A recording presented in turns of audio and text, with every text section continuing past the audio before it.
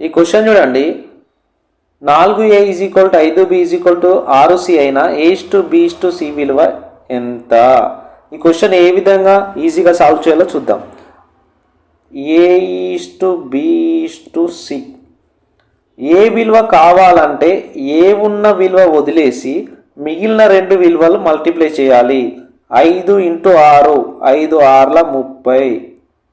B విలువ కావాలంటే B ఉన్న విలువ వదిలేసి ఏసి వాల్యూలు గుణించాలి. 4 6 24. సి విలువ కావాలి అంటే సి వదిలేసి మిగిలిన రెండు ఏబీలు గుణించాలి. 4 × 5 20. ఇప్పుడు క్యాన్సిల్ పోతే క్యాన్సిల్ చేయాలి. 2 టేబుల్తో చూద్దాం. చూడండి, 2 15 30, 2 12 24, 2 10 20. ఇంకా క్యాన్సిల్ పో కాబట్టి ఆన్సర్ ఇదే. A:B:C విలువ 15:12:10.